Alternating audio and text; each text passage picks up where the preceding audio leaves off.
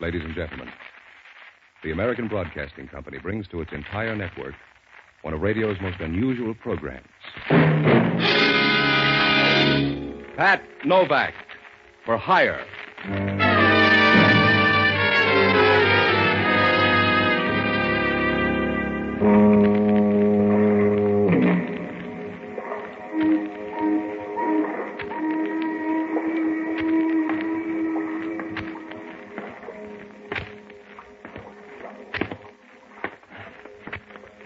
Sure. I'm Pat Novak, for hire.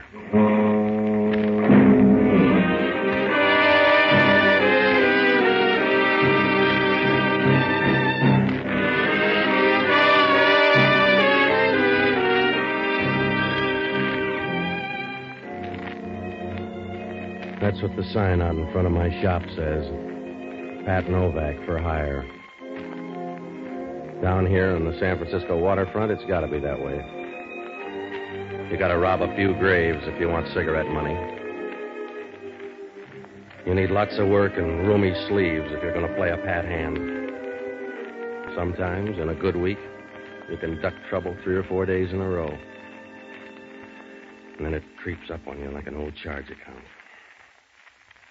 Well, I should have known that when I went to the bank. I was up to my knees in mud and didn't even know it was rainy season.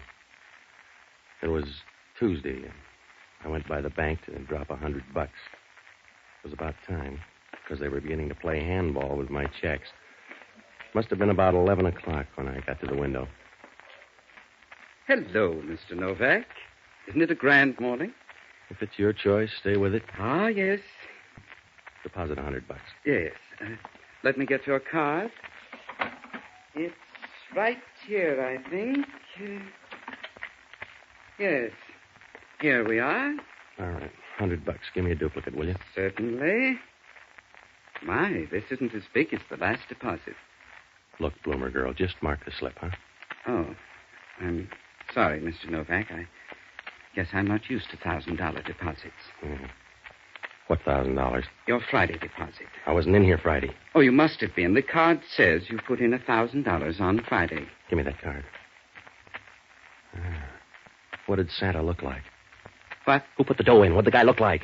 Oh, didn't you? No. Look, we'll double back and try to hang on this time, will you? I wasn't in here Friday. I don't know anything about an extra grand. Now, what did the guy look like? I wasn't on duty Friday. Yeah. I'm not even sure about the fellow today. What fella? There was a man in here to ask about the account. Did this good fairy have a name? No, just credentials. He was from the FBI. I see. Is there anything wrong, Mr. Novak? No, don't mind that complexion. I forgot my foundation cream.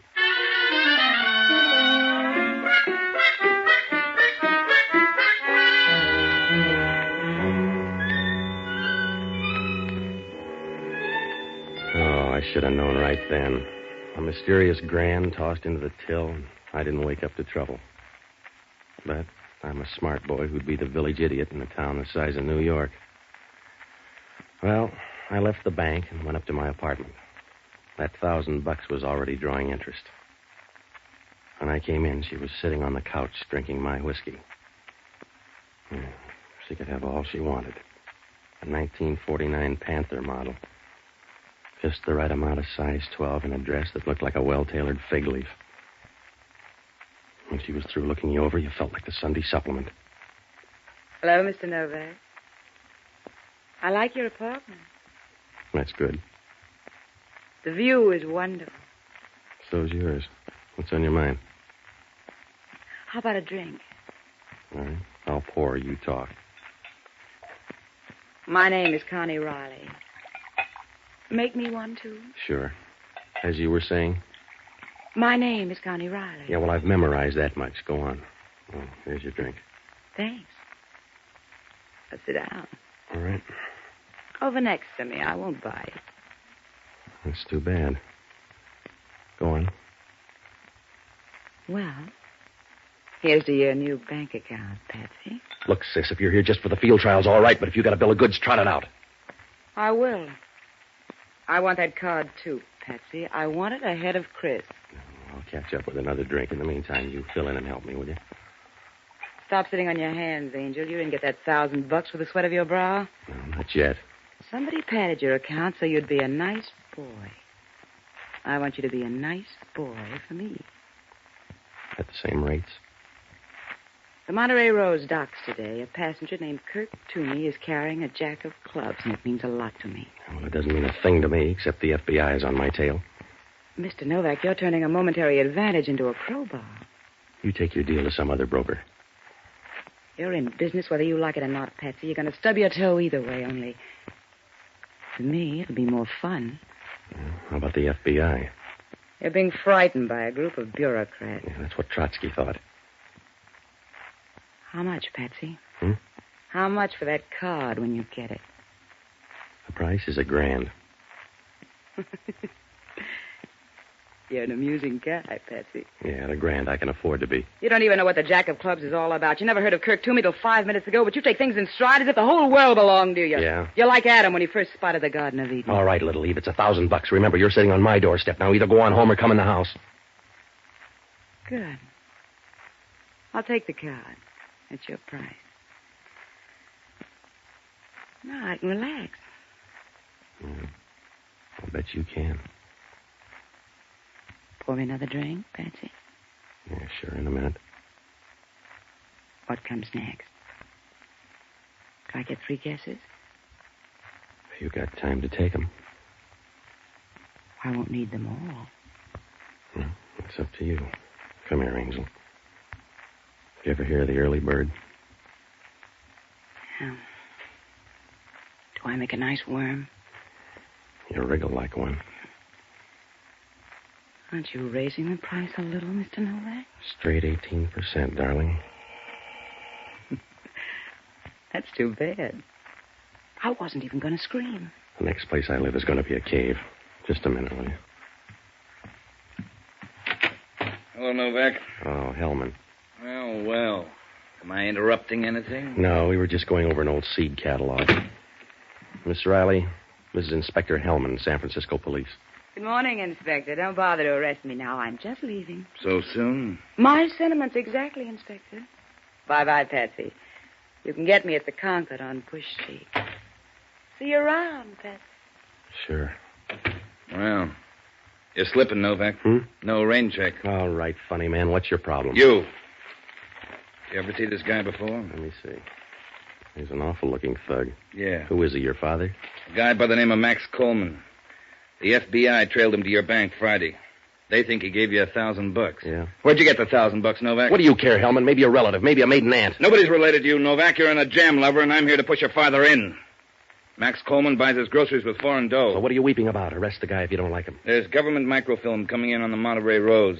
That $1,000 makes you a contact man for Coleman. Send the FBI over then. Where do you fit in? Waiting for somebody to drop some loose change? You're my project, Novak. When they asked us for help, I stuffed the ballot box to get you. Yeah. So relax. I'm going to spend the rest of the day here. You're not going to leave the living room. If I got to spend the day with you, I'll take knockout drops. Suit yourself. What's this stuff? That's good scotch. You wouldn't know. Oh. The cheap liquor's out in the kitchen closet. That's for you. All right. Over by the stove here? That's right. What do you keep in here, Novak? Mops and brooms. Where'd you buy this one? What are you talking about? Where'd you buy this one, smart man?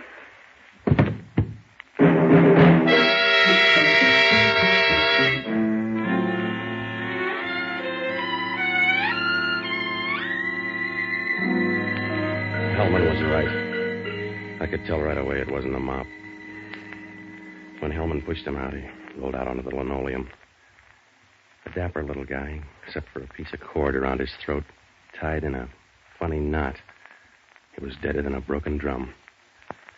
Somebody pulled too hard on that piece of cord. The veins were standing out in his forehead, and his face looked like a road map lying there on the floor. He wasn't pretty. Hellman thought so, too. Who is he, Novak? Your father? I've never seen him in my closet before. Who is he, Novak? I don't know, Hellman. Finders keepers, you roll him. Give me a hand. Oh, there's nothing there. Where's his wallet? You'll get there by instinct. Yeah, here it is. Oh, his name is Kirk Toomey. Well, that helps. Who is he? The guy on the Monterey Rose? The one with the microfilm? I guess so. I thought you didn't know anything about it. How'd you know he came from the Monterey Rose? My dream book, Hellman. What happens now? Nothing. Except I'm on the case now, and you got trouble in a major key. You don't think I killed this guy? I don't know, did you? You better hop out and tail that girl. She was making herself at home when I got here. Yeah? How do I know you're not in it together? You don't, copper. Maybe she's Loeb and I'm Leopold. When you're through with her, you might hit the Monterey and start looking for a jack of clubs. Some more dream book, Novak? Everybody's looking for a jack of clubs, Hellman. It must be the end of the rainbow. That's where you're going to find that microfilm. In the meantime, you stay handy, Novak. I want to split you with the FBI. You don't think I'm going to take the rap for Junior here, do you? It says that in my book. Just relax until I'm ready to pick you up. I only have to find a couple of things. Well, that'll be a long time, Hellman. You can't find your hip pocket with radar. Yeah. I'll be around soon, Novak. Don't bother to pack your bags. You'll be traveling light.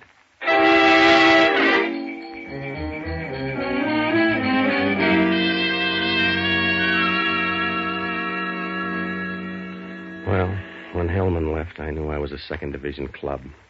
That phony plant in the bank, the tie-up with Max Coleman, and that stiff in the kitchen made me look real bad. I had to do something in a hurry because the way things stood, I had about as much chance as a lawn party in a monsoon. There were a lot of bases to tag, so I looked up Jocko Madigan, an ex-doctor who invented the hangover, but a good guy. I finally found him over in North Beach at a little joint called Lupo's. He was eating pizza with one hand and strangling a bottle of wine with the other. Hello, Patsy. Oh, Frank. A bottle of wine for Mr. Novak. No, I'm short on time, Jocko. That's where you're wrong, Patsy. People always say it, but it's a lie. Will you calm down a minute? You say you're short on time, but you have all the time there is. It's the one thing that keeps you from being a beggar. Yeah. There are only 24 hours in a day, and that gives you as much time as Napoleon or Alexander had. Would you shut up a minute and put on that wine? I'm celebrating, Patsy. I'm celebrating Mission Day. Mission Day's over. I'm a native son. We celebrate longer. Now, look, I'm behind the 8 ball again. Isn't it getting kind of crowded back there? What's the matter? Somebody strangled the guy and put him in my broom closet. When did you find him? I didn't. Hellman did. There's a girl named Connie Riley. Looks good for the job. Why doesn't Hellman book her then? He's still picking up the pieces.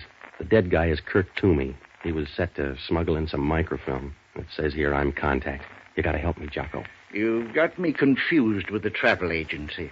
I want you to hop down to headquarters. Get all the dope you can on this guy Toomey. I'm gonna look up Connie Riley. How did she get in the picture? What difference does it make? She's a wrestler I met this morning. Now get on to headquarters, will you? That's why I like you, Patsy. You're like a piece of blank verse. A bad piece of blank verse. All right, Jocko. I'm gonna make like a strip of bacon if I don't get going. Now stay close to headquarters. If anything looks good, contact me at Connie Riley's here at this address. All right. How many times shall I knock, lover?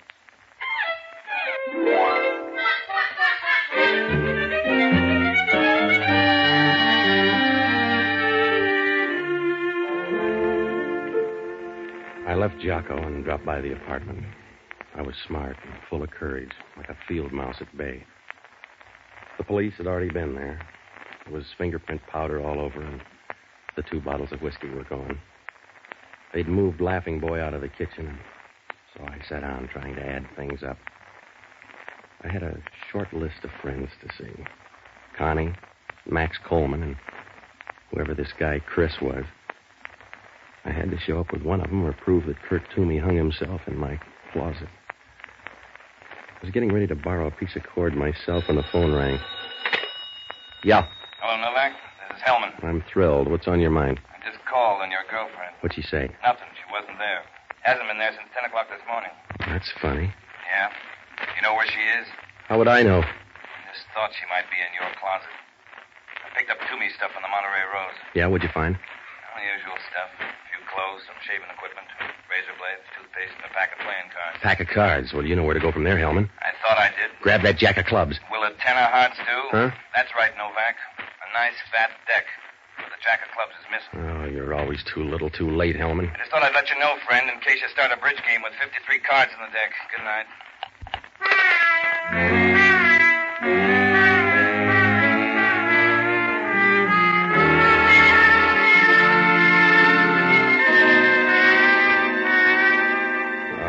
Losing money fast, like a street carnival in Death Valley. Well, one of 2 things happened. Somebody got on that boat and took the jack of clubs while Toomey was at my apartment. Or maybe he brought it with him. If he brought it with him, Connie was a possibility. Or somebody that got there ahead of Connie. Well, anyway, I had to work fast now because whoever had that card wasn't going to put it on a Market Street float. About 10 minutes later, I cut across Union Square and up Bush Street. When I got to Connie's apartment, it was about 10 o'clock. I got in the back door and started through. She wasn't there, so I went to work looking for that jack of clubs. It was real easy. I tried the desk and then her bureau drawer. You know, that black chiffon's coming back in style because that's where I found the card. It looked nice nestling there. I put it in my pocket, and that's as far as I got. You run the lingerie counter here, Novak? You sound like a guy named Chris. If it makes you feel better. Should we put on the light? No. Let's don't put on the light. This gun might upset you. The police are looking for you, Chris. You need more than the dark. I understand they're looking for you, Novak. That Riley girl kind of put you on a spot. Tell you what I'll do, though. Yeah, you'll give me $1,000 for the jack of clubs. I started to say 500. Around here, that's a whisper. And even grand, mister. You're trying to collect too many places. Want the 500? No, I don't. All right. But I think you're a bum businessman.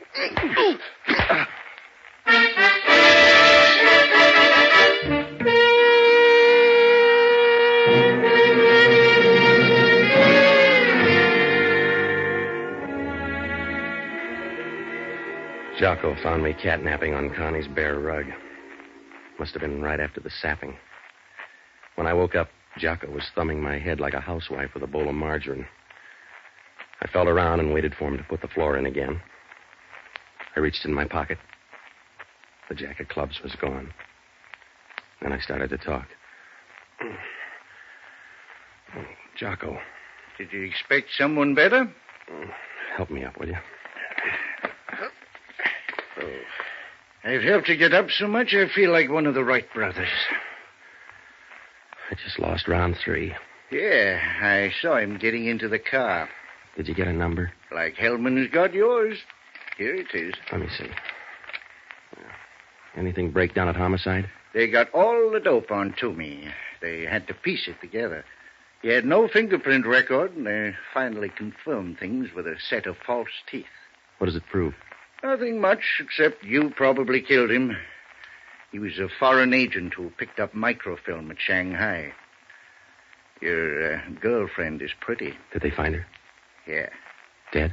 No, Patsy, you've got to stop thinking of people as being dead all the time. It's demoralizing. What'd she say? She denied knowing anything about Toomey. Jocko, I'm sure she killed that guy up in my apartment. I'd stake my life on it. Expertly put, Patsy. I think Hellman believes her. After all, she's the only lead. What about Max Coleman, the guy that rigged my bank account? Are they letting him die on the vine? I was getting to that. Your friend Max Coleman has disappeared. I thought he was being tailed. The kite got away. Here, use my aspirin.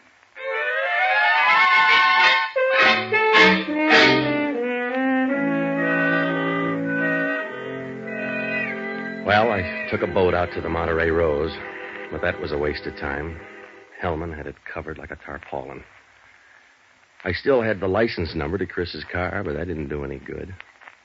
Even if I found him, all I could do was point my finger. There were still a lot of things that didn't fall into place. One of them was, how come that jack of clubs was so easy to find in Connie's apartment? She hadn't hid it very well. But after all, maybe that was a habit with her.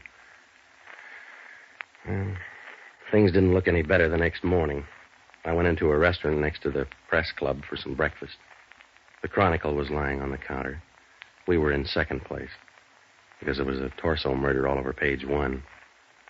That second cup of coffee saved me because right after that, I spotted it on one of the back pages, a picture and a small story about some unidentified guy who'd been killed over in Oakland.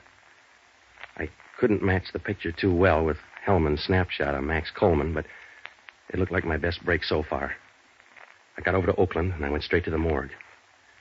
The guy in the morgue was chatty. Which fellow you want to see?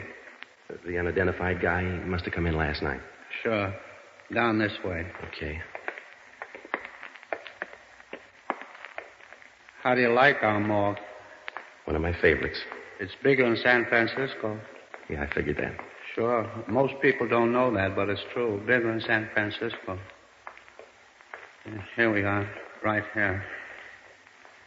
Help me slide it out. Sure. Roller bearings makes it a lot easier. Yeah. Here, let me get that sheet. All right. Well. Recognize him? Yeah. What time did he die? Coroner's report here on the toe tag. About 11 o'clock last night. 2 gunshots. 38 caliber pistol. That's good. Don't look good to me. Was he a friend of yours? Relative or something? Yeah, a relative. He's my maiden aunt.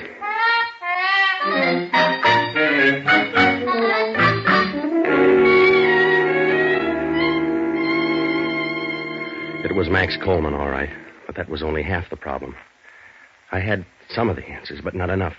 It's like trying to weave a rug with a spinning wheel and a bucket of sand. Well, anyway, I got to a payphone and I called Jocko. I told him to run down that license number, and then I headed back across the bridge. When I found Jocko, he said the car was registered in the name of Christopher Downs, who lived up on Taylor Street. Well, that was enough of a lead, so I telephoned Hellman. Took about a half a minute to draw a map. Hello? Hellman talking. This is Novak. You still got Connie Riley down there? No. I saved matchboxes. Why? When did she leave? Last night about 9:30. Oh, that was smart, Hellman. Why? You better put a guard on her front door and get up to 720 Taylor Street, the apartment of Christopher Downs. Who's he? A late entry. Now climb out of that coma and get going. I'll meet you up there in 10 minutes. 720 Taylor Street? Yeah, it's up on the hill. That's good, Novak. I can roll you all the way down.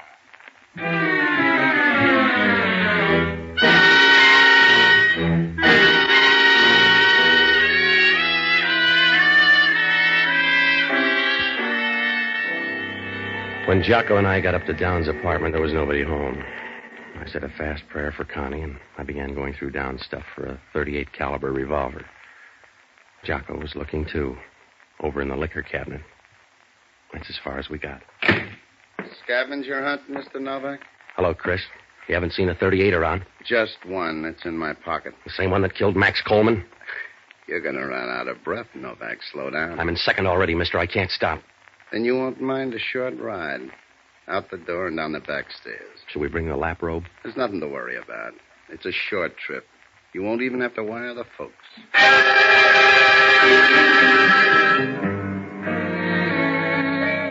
We went down the back way and into the garage next door. We started for a big car in the corner. All right. Get in. Out the airport road, Joe. Sure. Now relax, Novak. From here, you look like a duck in the pond. All right, Joe.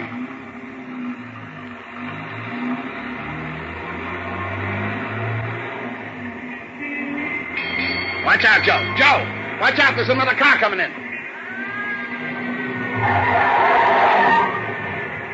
You're right, Chris. It was a short ride. You all right, Novak? Stop acting like the mother hen, Hellman. Take this guy's gun. All right, mister, get out. Who is he? Christopher Downs. He killed Max Coleman last night. Does he convince you, mister? Not entirely. Well, that .38 will. The Oakland police have 2 slugs that fit that gun. You need more? No, I'm afraid you've got all the trumps, Novak. All right, let's go, you. Let's see you earn it, copper. Stop him, Novak! He ain't going far.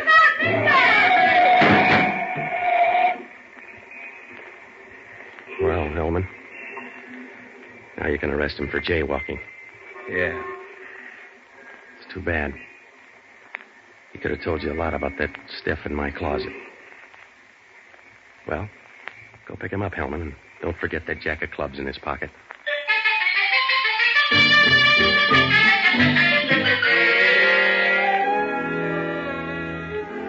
Well, it worked out all right. I left Hellman, dropped by headquarters to leave a note, and I went home to my apartment. Connie was there. The whiskey was out again. Oh, she looked real good sitting there in a white crepe dress. It was one of those tight-fitting babies that make a bathing suit look like a toga. I told her all about Chris and Max Coleman, and we forgot about everything but the Olympics. When she put her arms around you, it was a real squeeze. It felt like an old tube of shaving cream. I was pouring a drink when the doorbell rang.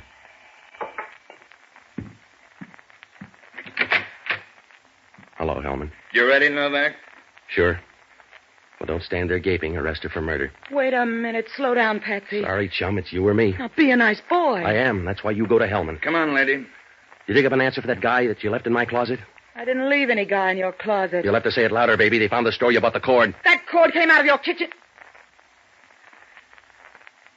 You're a big mouth, Connie. Yeah. You can put that in boldface. How did you know? You're the only one that could have taken that jack of clubs here in the apartment. That and one other thing. Yeah? That knot in the cord was a funny knot. You got an elastic garter there. It's too big, so you tied a knot in it. The same funny knot that choked Kirk Toomey. You're a funny guy, Novak. Yeah? You're nice. But you're hard to handle. I should have killed you or married you. Ready, Hellman?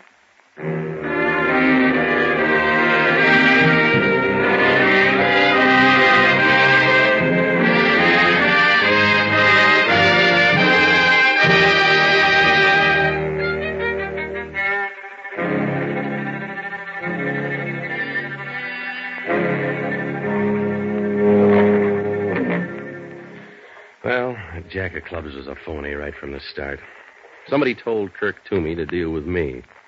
When he came to my apartment, Connie was waiting. She got jumpy and killed him. I got there too soon, so she had to stall me off. When she got home, she found out that the jack of clubs was a phony. She left it in plain sight, and Chris gobbled up the bait. When he discovered there was no microfilm, he went gunning for Max Coleman. Max was an innocent thief lying low, waiting to buy it from me. So, all three of them were after a phony card. I began to suspect it was phony because everybody hung around. If it was the McCoy, Connie would have cleared out. Same for Chris. The microfilm? Well, it was in Hellman's desk, but he didn't know it. Jocko finally tumbled. The report said that Kirk Toomey had false teeth. And when Hellman picked up his stuff on the ship, it was a tube of toothpaste. You don't clean false teeth with toothpaste. Word must have gotten around that the microfilm was inside that jack of clubs, so Kirk crossed him up and put it in the tube of toothpaste. Well, that's all except they canceled my $1,000 deposit. Hellman said it was lucky I noticed her garter. Lucky? Well, she had to straighten her seams, didn't she?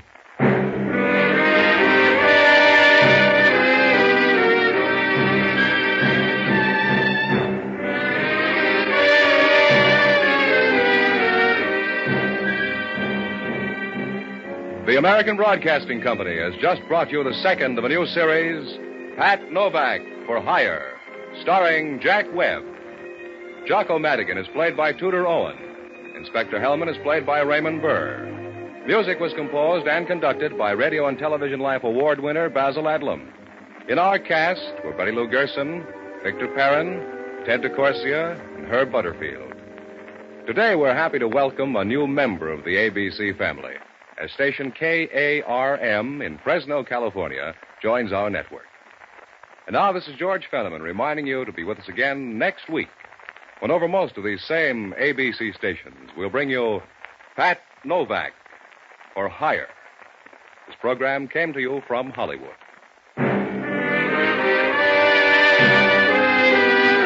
This is ABC, the American Broadcasting Company.